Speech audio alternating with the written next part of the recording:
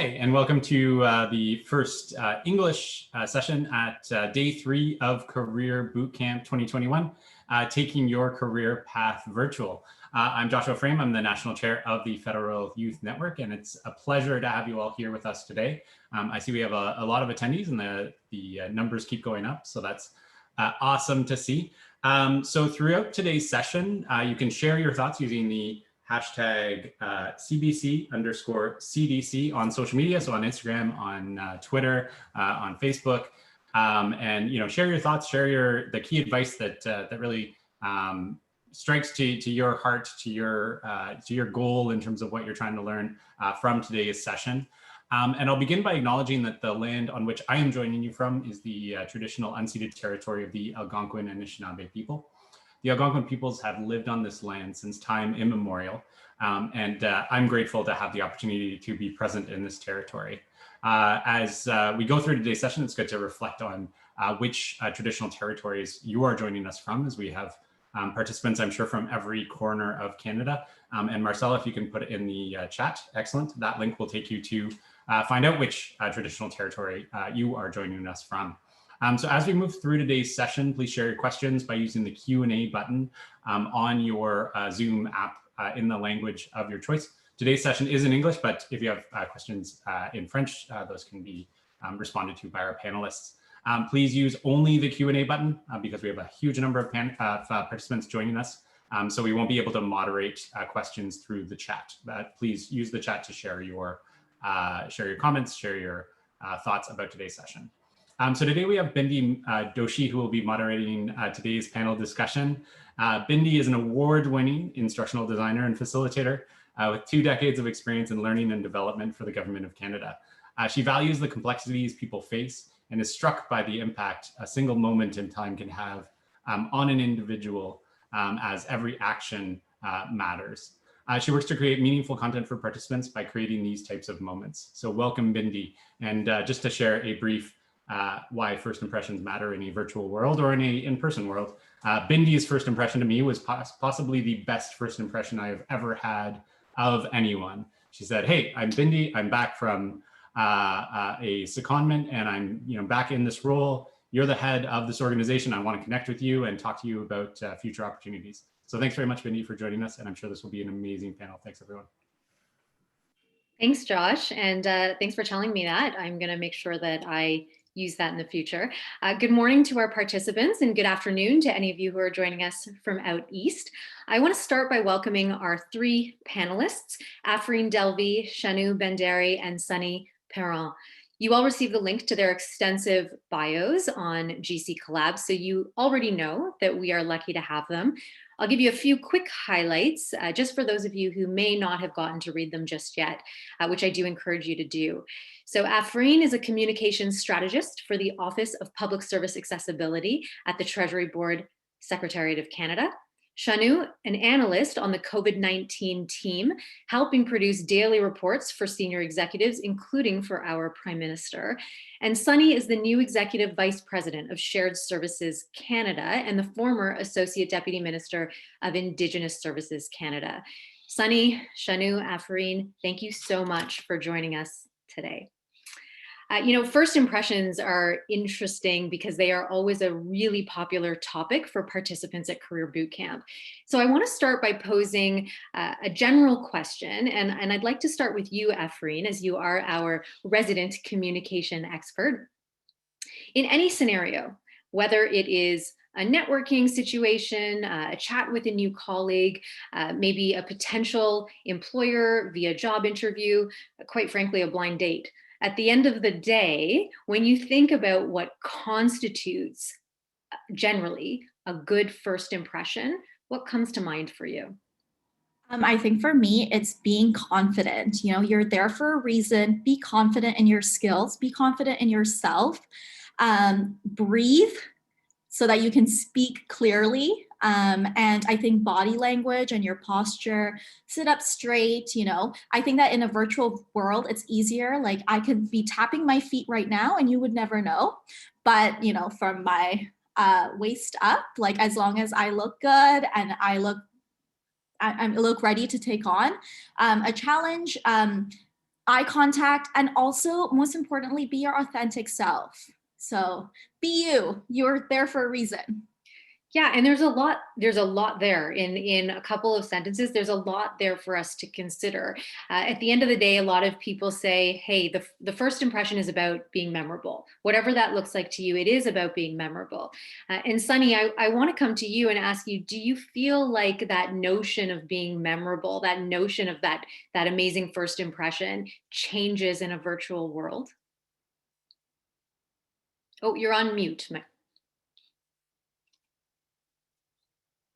What a way to do a first impression. So I don't think there is a huge difference. And the notion of a first impression sometimes is overdone. As sometimes the context will not give you a chance to do a good first impression because you will be part of a group of 6 and you may have 20 seconds to do your pitch. So I would say, oh, I think she had a good point, but we haven't heard much about her because the format did not allow. So we have to be careful about that and make sure that nobody feel depressed that this is their first contact with a group or an organization or a manager and they did not have the space. Don't try to take more space than the system and the time allow you to take. This is not a disaster. Be really careful about this idea that I need to do a very good first impression. You need to be who you are. You need to take the place that you're given. But if you're being passed the mic and invited to come in, be engaging. So say hello, be there. Like you will shake hand and do salutation to a group when you come in. Be clear about why you're there. You're not there to talk about everything. You're there because you have a role. So play your role. Be prepared. There is nothing worse than someone that talks everywhere but what we are expecting from this person. And last, be sensitive to signals. So you're shaking your head. So I assume I'm done. Now I need to pass the mic to someone else. So be sensitive to the signal. That's very important. Thank you for that, Sunny. And I think it's really interesting the thing that you bring up around, hey, you might not have the kind of time that you would have regularly when we were face to face with people. Virtually, it is a bit of a different situation. So, Shanu, I'd really like to hear your thoughts on this in terms of, there's lots of things that have come in on chat from our participants in terms of what they think a good first impression looks like, what some of those traits are. From your perspective, what are those fundamental behaviors, fundamental when we're virtual, that would give off the most positive first impression if we, to Sunny's point, only have 20 seconds or less? Presenting yourself appropriately on how you want to be remembered by. So it's different in every context. If someone was applying for a job at Sephora as a makeup artist, they want to be remembered by their skills, and thus they'll do their makeup to the best of their abilities to leave that everlasting impact on that person. In the Government of Canada context, you want to demonstrate, your value, your work ethic, which it's a little hard with the first impressions, but it can mean a variety of things. So whether it's showing up on time, taking interest in your work, using emphasis wherever required. Of course, it kind of changes a little bit in the virtual context, especially for folks like me who love to use their hands and their body language, which can be a little distracting in the virtual context. So instead, I rely on facial expressions and words to convey thoughts. But I guess the general principles are there for any job or role or date.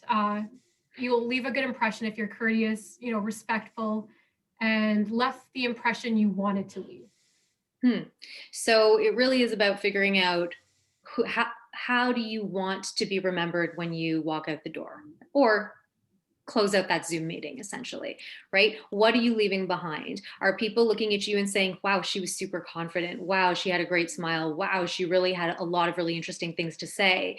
Are they saying that, yeah, you know what? She had great body language. She was formal, but she was at the same time relaxed. She had great tone and great intonation and great animation. There's so many different pieces.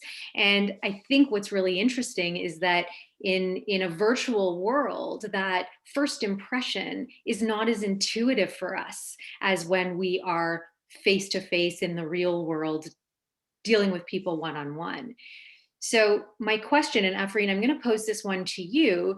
Do you feel that there is value in testing out your first impression before you make it? And how can we test out our virtual first impression? think that there's definitely value to it, but I'm sort of like the person, I'll just go head first and I'll just be like, let's just do it. But I think that you can definitely use your peers, your managers as a way to test out your first impression, and they can provide you with feedback as needed. But I do think that in a virtual setting, it is very difficult to kind of say like, to test out, I guess, like a first impression. It can get very challenging, but I honestly think that as long as you're confident, you know what you're talking about, and you express yourself the way you want to be seen, your first impression will be great. Okay, so yes, test it out. Maybe there might be some people you can do that with, but it also might be difficult. I've heard people say things like, record yourself using your platforms that you have available to you, Zoom, WebEx, etc. See how you come off in terms of some of those things that are related to body language, related to facial expression, related to our environment. Sunny, I'd like to ask you this question. Do you think that testing out our virtual impression, testing out how we come off, do you think that it could lead to an inauthentic portrayal of who we are? Yeah, I have two views on this. I think testing, if you're there to make a pitch, if you're called in to make a presentation for people to understand a subject that is very complicated, or that you really need to show the value of your proposition, you may want to test it with an audience. Like we will do a dry run in a boardroom and people say, yeah, so you didn't insist enough on this. You missed that point. So you correct and you adjust. It's to make sure that the message is rich and comprehensive. When it comes to regular business and interaction, I think you need to be who you are. And I think instead of testing too much, you should just reflect about who you are, what is important for you, and make sure that when you present in that meeting, whether it's virtual or in person, what you're bringing is the best of you. You don't want to sell someone that you're not.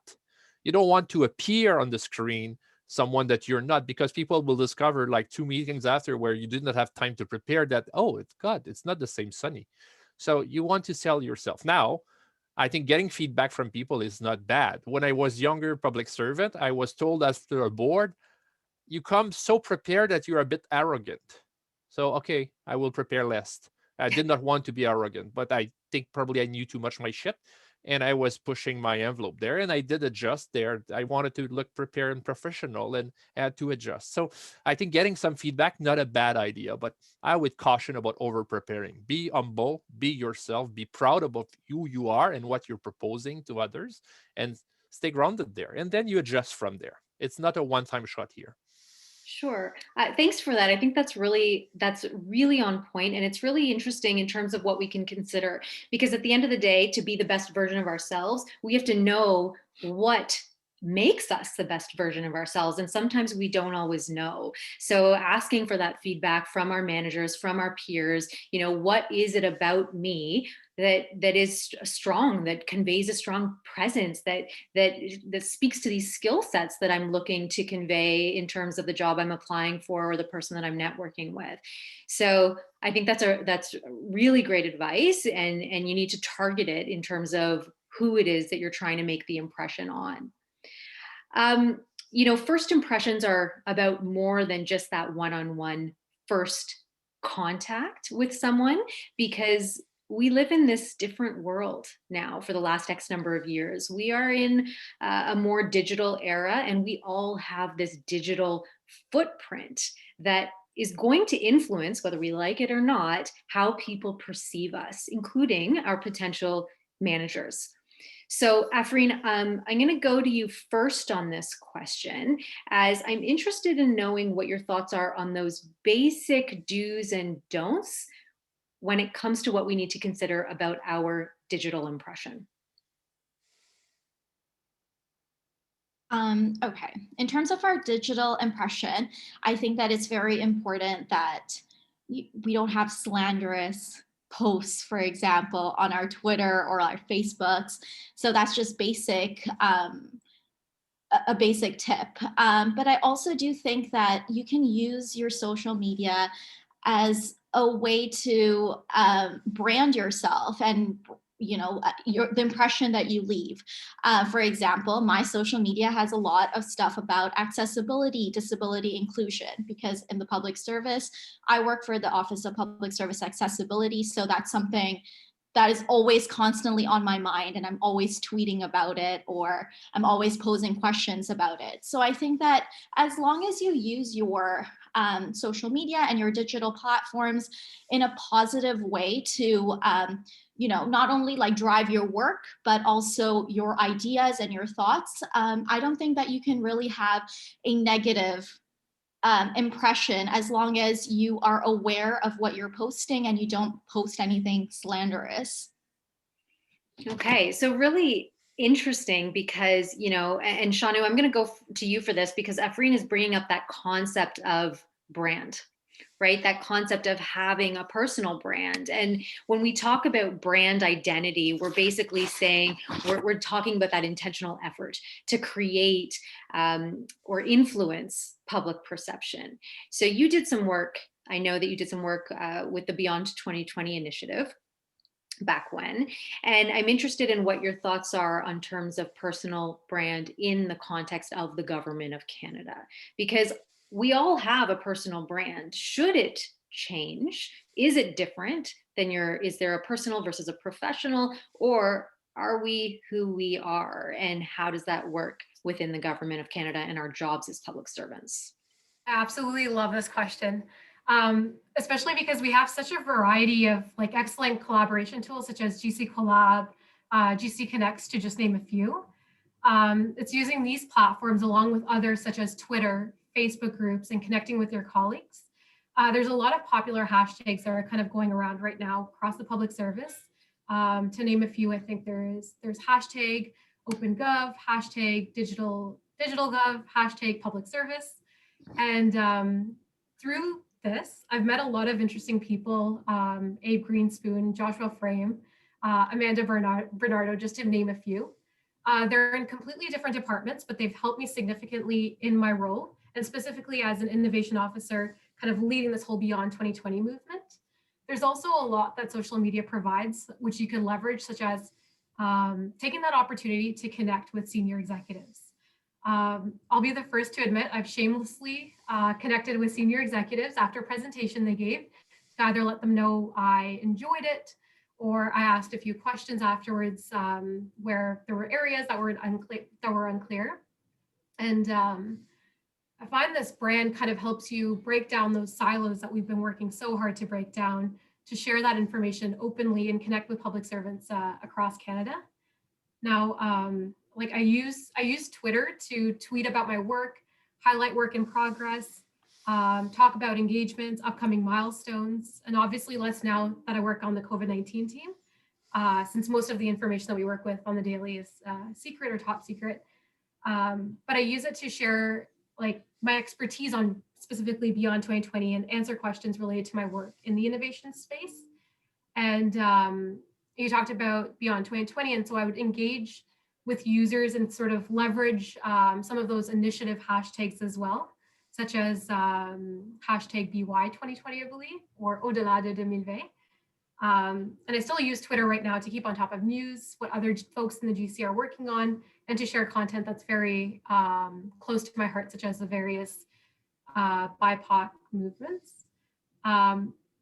And I know we were talking about do's and don'ts. So if you do choose to have a brand in the context of GC, it's just important that you don't tweet critical comments about the GC, try to offer constructive feedback as opposed to targeted discontent, or another hard one with building your brand is not to put your personal bias out there or tag any partisan accounts, which I've kind of learned from personal experience.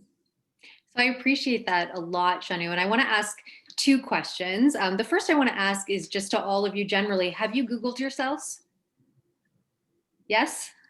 No, maybe. So it's interesting because I think everything that you're saying lends itself to, okay, well, how am I seen, right? What am I putting out there into the world, and how are other people seeing me? So one of the first things that we do is Google ourselves and see if there was a potential employer that we interviewed with, someone that we networked with, who looked us up after the fact, who wanted to know more about us and who put our name into a search engine, what would they find? And that's sort of one of that first steps around curating or looking to whether or not you need to curate your personal brand a little bit differently. Sunny, I want to bring something up that Shanu just mentioned around how she has reached out to senior executives via social media, et cetera, after she maybe has seen them somewhere, to network with them, to talk with them, to ask more questions or provide opinions. And it's a really different world than it was back in the day. And we have many, many different organizations. Some are very hierarchical, some are more flat. So tell me what your thoughts are from someone who is in a senior role around when people do reach out to you around social media, and are there any sort of do's and don'ts or things to keep in mind around that? Yeah, thank you for the question. First, I want to say that I like you need to care about that. Don't necessarily overdo it if you don't feel the pressure to maintain the brand and be active. People are putting a lot of pressure on themselves. And if we add this to the list of you need to be well clothed, you need to be well prepared, you need to show up at work, you need to have your social media well aligned, it creates a lot of pressure. So I want to just make sure that everybody understand that it's not an obligation. You do it if you feel for. But having said that, I feel that if I put myself into this session today at anything with the school, on any platform, virtually or in person, I'm inviting people to be connecting with me in the future. So it's if you're out there on Twitter and you're tweeting about something that you care about, you expect people to know that you care about it, and you will be willing to interact with the person. So it creates a sense of informality that is great. I like it. It's really, really cool. Just be careful though, however, and I think Shanu was going there somehow. We are public servant. So whatever you post and you make public, basically, and you attach to yourself, think about the integrity, think about the respect for democracy, think about the respect for the institution you work in. So be careful about what you say. It's not the place to put your frustration after a hard day of work. It's not the place to disclose your feeling about something that doesn't go well in your organization, because somehow you're basically tinting this and you cannot bring it back necessarily. So just be really careful about that. I do have a personal presence on social media, and I do it around cause that I care about. I do have a private presence there. So those who are my friends and are connected to me with Instagram or Facebook may see me cooking and playing music and commenting on things, but I'm not mixing the two words. While I think technologically wise, you can bring all this together, but I try to have two distinct personality, my professional one and my personal one that I have the right to have. But I think we are inviting people to be more in touch with us, and I think you look at people that are commenting, and it's an invitation for you to interact with them, whatever rank they have in public service. Who cares? I appreciate that. And it's interesting because you've also touched on something that some of the participants are asking about in the Q&A, which is how personal can they get? So in terms of their Twitter accounts, their LinkedIn accounts, their Instagram accounts, their Facebook accounts, Twitter, et cetera, when it comes to their personal ideals, their personal hobbies, even their personal life, their family, etc. Is that something that you think is celebrated when it comes to the employer, the networking component, the team member who is looking at them on social media? Do you think it lends itself to their authentic self, or do you think it's too much for the professional world? And Afreen, I'm going to go to you on this one first. Okay. I think that, for me, I think that there's certain social medias that I have, like for example, Instagram, which is more personal, but you cannot access my Instagram without following me, for example. So when I do have certain social media, which is more personal or reflects it is more of my personal life, I like to keep that separate from my professional. For my Twitter, it's mostly professional. For me, my thing is that if I include in my bio that I'm a public servant, that means that that's a professional account. So whatever comes through it needs to be reflective of that. It needs to be reflective of me being a good public servant, like maybe not showing partisanship. So I think that's very important. But I also do think that, like, with social media, it does offer us a new way to visualize our life. You know, everything is so interconnected these days that I think that social media does offer us a lot of advantages to connect with people whom we don't usually connect with in our everyday lives, or connecting with different people from different departments, you know? So I do think that it offers us a lot of opportunity to partner with different departments across the government, for example. I also do think that people, you know, if you want to let them into your personal life, even though they're your colleagues, they're happy to know that, hey, you have a new baby, for example, I don't know, you post about it, or that you are doing a new master's program. Like, I'm just making examples up, but I do think that there is an interconnection there. And I think I like to play in both fields, but I also like to keep certain things private when need be. Sunny, Shanu, do either of you want to weigh in on that one? Shanu first? Sure.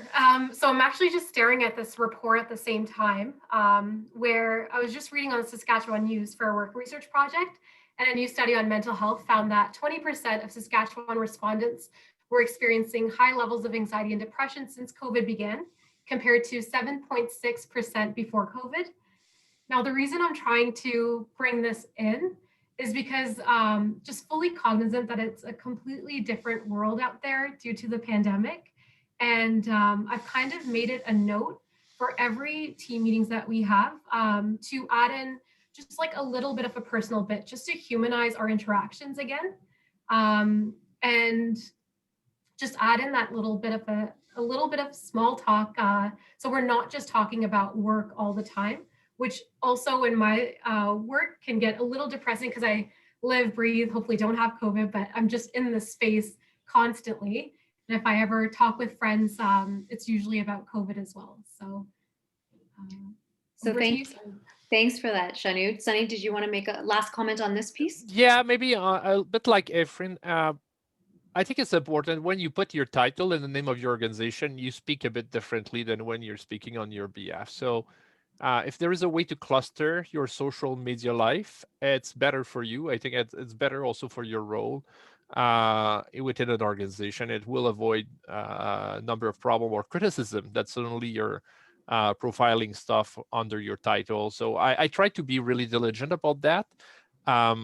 And I invite, I think, all the participants to think about how they segregate that properly. Now, you should not have two different personality. I think it's just that there is some private space where you can to express much more and be much more visible and free. And when you're doing it within your organization with the title of your organization and in your role, then you have to play this role seriously as well. So there is maybe a limit there. But I think it's every one of us that have to build that kind of framework for ourselves. And depending of the role you're playing into an organization, it might be different for all of us. So there is no like cookie cutter and pure rules on this. I think it's judgment. And I think all of us as public servant should have judgment as one of our principal skill.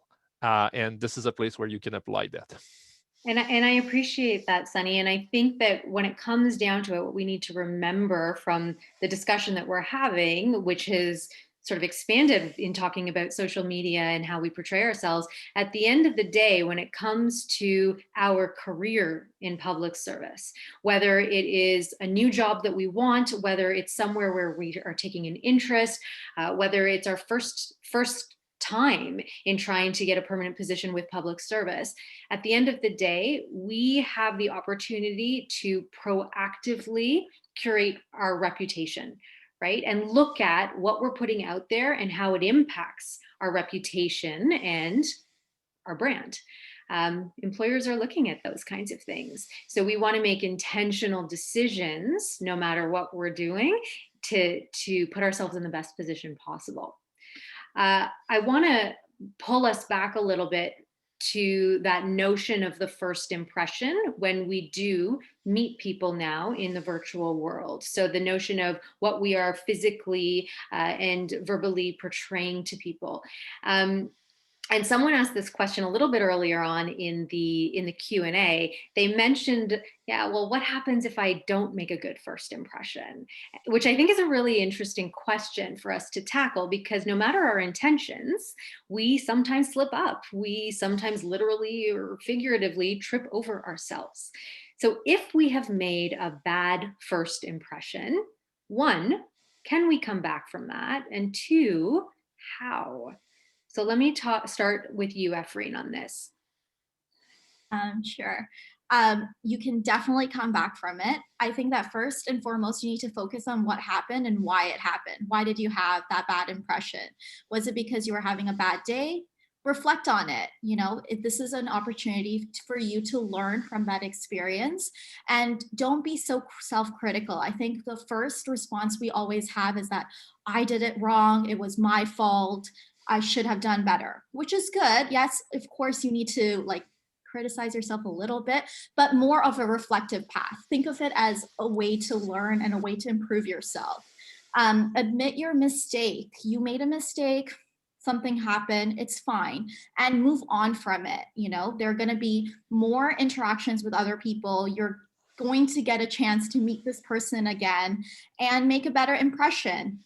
And I think that moving forward, be consistent and considerate. Like relationships, professional or otherwise, like regardless of the setting, are works in progress. You know, it takes time, it takes effort to nurture those relationships. And each time you interact with this person, you have the opportunity to reframe how they think of you.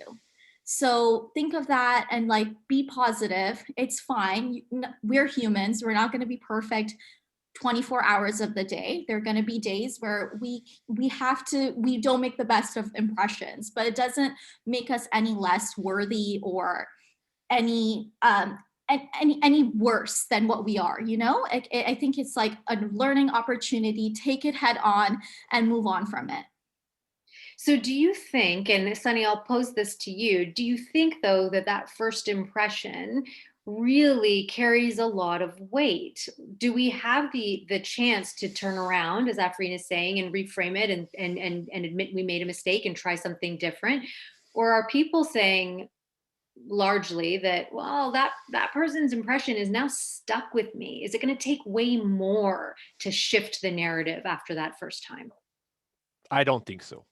I think we have to be self-critical, but not to the extreme here. If you have been unpolite, if you have been rude, if you made a mistake, you just pick the phone, you call people, and you reach your right, you apologize, you solve this. It will just show maturity first. Second, sometimes we are too critical of ourselves because we don't like our performance, and suddenly we believe that we have started with on the bad foot. Might not be the case.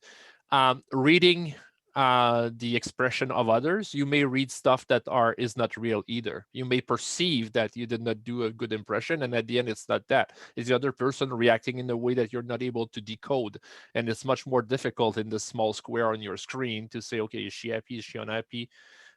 Is there an apprehension there that I should have? It's very difficult. So if you feel really, really bad about the situation, inquire, reach out. I said, sorry, I participated into that meeting. I made that point and it did not seem to resonate with you, or you had a reaction. I'm curious to know about it. And maybe you will say, no, it's nothing. I was just distracted. I may have told you that story. One day I passed an interview and there was someone that I really, really had high esteem that was one of the board member, and she was looking at me with her finger like that all along the interview. And my reaction at the end of the interview, it's like, oh God, she's shy because she feel bad me saying these things. I probably look stupid. So I was devastated by this interview. A couple of months later, she offered me the job. And I said, I need to ask you something. You were doing this during the interview. What does this mean? She said, I was so impressed by your answer. I did not want the other board member to see my reaction. But my reading was that, she feel bad because I'm probably saying stupid things and she feel uncomfortable with me. So not really good. And we have to know that. Not really good at reading the expression of other human being. So don't be too hard on yourself. If you believe you have done a fair job, you presented your organization fairly, you were prepared, may not have passed, might have other things in the system. And if you're really doubtful, reach back to apologize if you did a mistake, or to just get clarification about why was this about? Why did you reacted like that? Could I do better next time?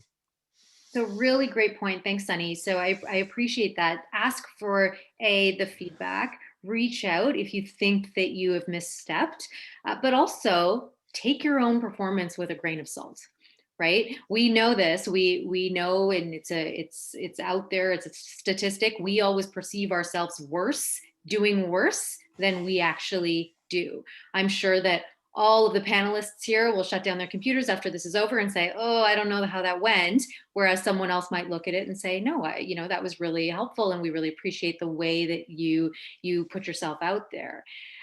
There's an interesting question that's come up in the Q&A, and I'd like us to tackle that when it comes to people who are out there in the world right now looking for jobs in public service. Someone has said, I have a lot of social anxiety and find it hard to sell myself when speaking verbally to others, but on paper, I look excellent. In person, maybe not so much. Any suggestions on how to frame my skills when dealing virtually during that first impression? Which one of you would like to take this first? Because I think you may all have thoughts. Yeah, it's a tough one, eh? I don't think it's as much about the way you present yourself and the way you prepare, but the way you trust yourself. And I think I mentioned that before. What you're selling is yourself. And don't pretend to be someone else. I'm not a good singer. Even if I want to sing, nobody will be convinced I'm a singer ever. So I can do performance once, but it won't work because sooner than later, people will discover that I cannot sing. So I think you should know yourself, be really humble, and present who you are. And if you're a person when speaking that is hesitant, if you're someone that when speaking that have a difficulty to structure your ideas, try to work a little bit on this to improve, but don't put yourself into a place that you're pretending you're very good and you say I'm going to become your best speaker in the future. This is not who you are. You're probably a really good analyst. You're probably a good strategic thinker. You might be a really good writer. Bring this forward and let people know that, oh, I'm this is where I'm good. Tell the truth. Tell who you are. Maybe I don't necessarily want to hire someone that have a big, bold personality if I'm looking for a senior analyst that will write the minimum to cabinet in the future. So better to come forward with it and show who you are, know who you are, know what you bring into a job and advertise it. And if people ask, what are your weaknesses? I'm not really good in public speaking and may sometimes lack confidence when it's time to take the mics and get in front of a room. This is something that can be worked over the next 10 years. Just be who you are. Pitch it this way. Thank you for that, Sunny. Shanu, Afreen, any comments to add to that? Sure. I'd like to just pitch it and start with the fact that I also have social anxiety as well. And what I found has helped me is creating these little writing points or things where I can tell folks what I want to get out of the conversation, if that makes sense. So having kind of like knowing what I want to convey and being able to, refer to my notes if I need to in order to kind of project that. I found writing long scripts makes me look unauthentic. Again, I'm also possibly a better writer than I am a speaker, but at the same time, there's always skills that you can work on. So I saw someone wrote Toastmasters, and Toastmasters is actually amazing. They help you, talk on the fly and talk about topics that you otherwise would not talk about. Like, for example, they wanted me to talk for about 2 minutes on orange, and that's all they gave me, all the prompts, and it was the most awkward experience of my life. But it's just kind of getting over that initial hump and feeling comfortable. Yeah, thanks for that, Shanu. It's interesting, right? There are so many tools that are out there. There are so many tools that are out there, both externally and within public service, to help us better present ourselves, better manage our impression of ourselves to others in this environment where we're looking for work, where we're networking, where we're reaching out, where we're joining new teams, etc. So look at things like Toastmasters. Also look at things on the Canada School of Public Service website that might be there around presentation skills and other. Do the research and find, even via GC Connects, GC Collab, what might be something that could help you with those kinds of skills to work on. Okay, so we are at about 12:10. I've been taking some questions and asking questions to the panelists directly as we go. So please keep throwing your questions in there and we will keep barreling forward and see how much we can extract from this panel still, as we have some few more minutes left. I want to talk a little bit about our environment. So when it comes to the first impression, we are all working from home, most of us, and there's a lot that we don't have control over. Right? So the kid running in from left field, the cat that climbs over our computer screen, the internet suddenly going down. How are these kinds of things impacting our first impressions now when it comes to those important conversations that we're trying to have, those networking conversations, those job interviews even? So how do those environmental issues that are out of our control, A, impact our first impression, and B, what should we be doing to mitigate those, if at all? So, Sunny, I'm going to give this one to you first. Well, this is life. We work from our home and we understand that people are in the living room, in the kitchen, in their bedroom, and there is other people living in their home. I have 3 kids here, young adults or teenagers doing study, and my wife is teaching. So there will be problem. There will be noise. There will be people coming around. So this is the reality. If we were in a normal world where we all have an office, maybe we will have less tolerance for the interference, but I don't believe we should make it like a big deal. I think what we need to be able to do, though, is to be prepared for the content work, to be focused. If you cannot be focused, part of a discussion, just withdraw yourself. But don't overdo it. Your cat jump on the keyboard, funny. People will remember that. But don't make it like a big fuss. Some people will want to say, okay, you need to have a really clean space, no distraction. Frankly, I'm in my house. Everybody knows about that. So you will see a little bit of my private life here. I try to contain what is acceptable to show. But again, don't make it like a big fuss. If you were in the office, maybe my expectation will be greater. But I don't think it's a big problem. Okay. Afrine, I'm going to go to you on this one. So from your perspective, let's say you are interviewing for a new job. What are those things in your background that you are going to be the most mindful of, in your environment that you're going to be the most mindful of? And how would you mitigate any issues? I think it depends on the context. For example, for like a team meeting versus an interview, I think the space will look very different. For a team meeting, it's less. I think that even if you have a few distractions in the background, it's okay. If you have your child, you have to take care of it, you have to do it. But maybe for like an interview, I'd probably ask my roommate to step in and be like, hey, do you mind like taking care of this? Or do you mind please being quiet because I have an interview for these 45 minutes? I think that as long as you're working with your environment and you are actively trying to make sure that the space is okay, especially in the context of an interview. I think everyday, day-to-day interactions, this is life. This is how it is for all of us. We have distractions. We need to deal with them.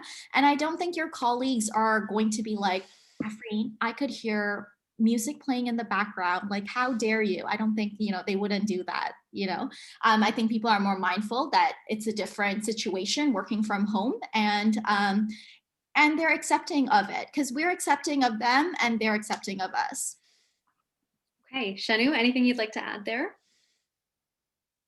Yes, I think I left a bad impression once when my Wi-Fi was acting up, and I just repeatedly kept interrupting someone, possibly mid-sentence, completely unknowingly, of course.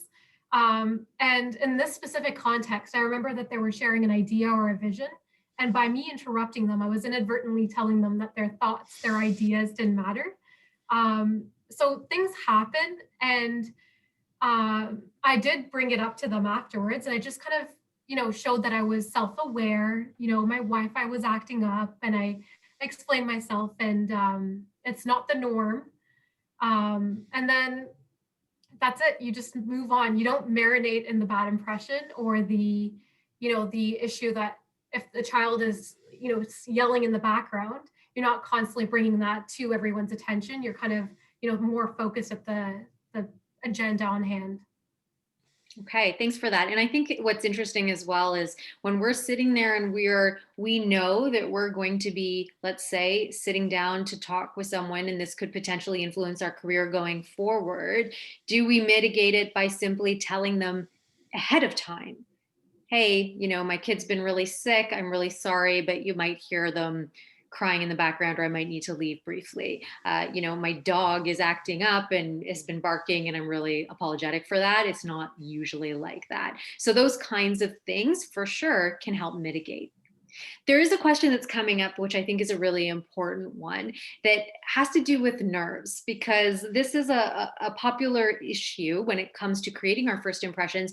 That's one of the hardest things to manage a lot of times, our own inner feelings, those nerves, the butterflies, and the way that they manifest physically for us as we're talking to people. How do you get over those nerves when that first impression is really high value? So maybe it's an interview for a really senior position. Maybe you're sitting there and you're going to be talking to a board, and it's a board of executives, et cetera. It's a job for maybe a leadership position. How do you manage those nerves when you're making that impression? So let's go with you first, Efreen.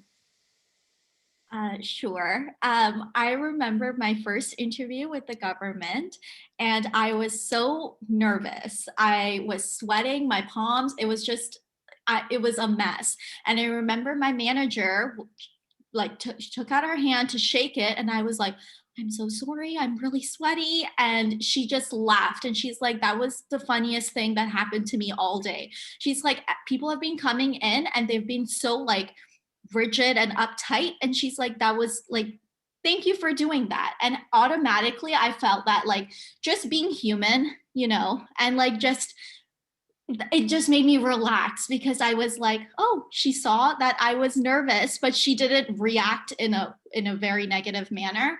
And I think that's what we're fearful of. We are fearful that if we don't always present ourselves as confident, people will think, oh, she's not up for it, or he's not up for it, or they're not up for it. But it's not always the case. I think that obviously when you're going for an executive position, breathe before you go in. I always say that, I'm like, breathe, but it's true. You got to just breathe. You got to like reflect to yourself and say, what are the top 5 things about me that makes me perfect for this job?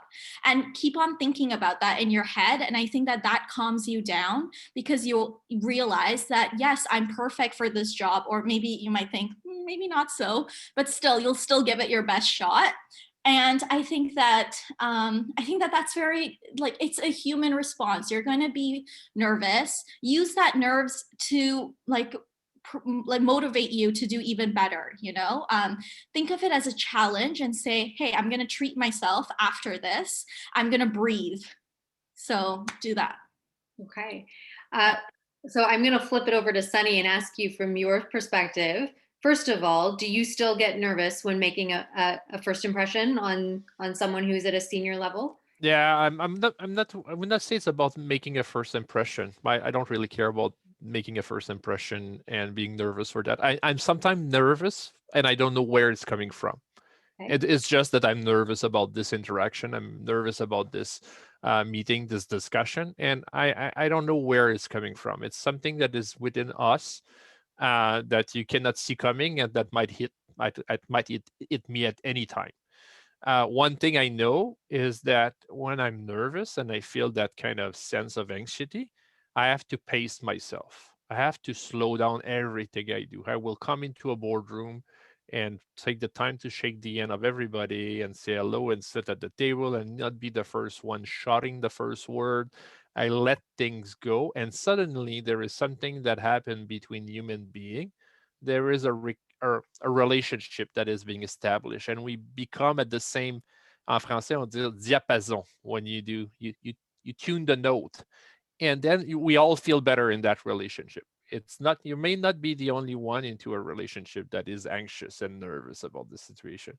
Just try to find the right balance and tuning the guitar to make sure you get the E right at the right place, and then it sounds right. So I'm trying to tune myself by pasting a little bit. If I go too fast and I'm nervous, it becomes awful because suddenly I just speak faster and the whole thing doesn't make sense. So pasting myself, because what is your reaction to nervousness? You lose your thought, you speak too fast, you're distracted. Try to know a bit how you react to stress and try to manage that. I know what I do is when I'm stressed, I go too fast. So I need to pace myself and just work on one trick, and it might help you to go through. So, and I think that you and Afreen have both hit on something that people are talking about in the chat, which is that notion of needing to slow themselves down. And slowing yourself down will automatically slow those nerves for you. So, starting with the deep breathing, that's a fantastic point. And being aware of it, right? As Sunny is saying, being aware of what happens to you, and then deliberately and intentionally trying to work on that going forward. I do want to ask this question because I think, in talking about impressions, first impressions in a virtual world, I'm really interested to know, and Shanu, I'm going to start with you here. What is that thing that gives you that wow impression when you first meet someone online for specifically networking for career purposes or dealing with an interview, etc.? What's that thing, one thing that they can do that would really wow you? Know if it's just a one thing that they can do to wow me, but I think it's just going back to being as authentic as possible. If I know that they are, going with the flow, our conversations, I'm a huge believer in vibrations and frequencies, but we're matching each other's energies, and they're bringing a part of themselves to this conversation. I'm doing the same. That really helps, and that really leaves like a really good impression of that person for me. Okay, so it's really about being themselves, but also almost finding from you where that connection is between the two of you and trying to bring that and match that. Afreen, I'm seeing you nodding. What about you when it comes to that one thing that someone can do that to really wow you? Yeah, I definitely think being authentic, being confident. I think this goes back to like Sonny. When I first met him, he was super confident. He was very calm. And I was like trying to mimic him. And I was like, how can he be so calm and so good at speaking? He just was very articulate in what he said. And I think that, you obviously, you go back and forth between two people. If you are super tense, then the person automatically that you're talking to will become as tense as you. So I think it's just like both of you just being calm, being relatable, and knowing that even though there's room for you to make error, it might happen and it's okay. You will move on from it. Okay. And Sunny, I'm going to flip it a little bit when I ask you the next question, which is, what's an instant red flag? So what's that thing someone can do, first impression, that would absolutely turn you off? Speak too long, not be listening to the others around, and not find a way to insert themselves into the group. So you get in a place where someone wants to take the monopoly of the discussion and say everything that everybody should say, but we are 12 in a room. It turned me off. We are looking as senior executive often to those who are able to do the quick brief. And to be able to do the quick brief, you need to be positioning yourself, be prepared, and be able to tell the story really shortly. And when you encounter someone that just speaks and speaks and speaks and wants to convince everybody in one sentence about everything, lack of structure, too long, it turned me off. And it's not definitive. I think it gives me the flag that this person needs help to be able to organize herself or himself to bring ideas together. So it's a place where we need to help with talent development on that front. It's probably not that the person doesn't have good ideas. It's just that to be able to operate into a large circle, you need to be able to take your role and do that briefly and be sensitive to what is happening around. Okay, thank you for that. We're getting close to the end here. I want to circle back because there are a lot of questions around social media, right, that are coming up, and we're not 100% comfortable with what's okay, what's not okay. So I want to touch on the fact that, you know, we always hear about the fact that people are creeping us on social media before they actually meet us, right? So back to that notion of Googling yourself that we mentioned earlier. If I were to Google you, what would you say your advice would be around what you want, ideally, people to see on social media when they Google you in order to have a great first impression? So Afreen, let me start with you there. I think that if someone were to Google me or just anyone in general, I would love to maybe see like some of their accomplishments, like academic accomplishments or work accomplishments. I think that's really fun and cool to see. I like to see like the quirky side of people. I want someone who's different, like, you know, not someone who's just a plain Jane, like wrong. I guess that's a wrong thing to say, but still, like I want someone who brings something, substance to the table. So I think that in terms of like social media, when you do Google someone up, I think that hopefully it's all positive things and nothing negative, and just someone who's original, who's authentic, who's not afraid to show themselves. So I think hopefully it's good stuff. Yeah. And like hopefully within the first few lines, it's like their LinkedIn profile, so I can like stalk them that way. But honestly, this is a hard question to answer. But I think that, yeah, as long as like it's nothing offensive, I'm down to Google whoever and to find whatever. Okay, and keeping in mind, because I'm seeing this question asked in chat, you know, private versus personal social media, at the end of the day, nothing's really private, right? Sometimes we are clicking on something that's a private account, but we'll still get the first few lines in the photo that shows up, something like that. So again, so Shanu, to you, same question. What are those things for you that you would want to see on a person's social media in order to have a good first impression of them from a job, career perspective? How they present themselves and how they think that they're putting their best foot forward. That really gives me an insight to what kind of person they must be. But of course, social media is very different than who the person would be in real life. I would just watch out for those red flags, like someone sharing their very biased, kind of controversial views. But other than that, I would just watch out I would look for similarities and areas that, you know, we could grow from each other from, if that makes sense. Absolutely. Sunny, I'm going to give you the last word on this one. Yeah, maybe I'm a different place. I'm an old gentleman here. So a lot of the stuff you would find on the social media about me is about things I did during my career and events and issues and appearance to parliament and things like that, which is not necessarily me. It's me and my role in the file I've worked on, which is not important.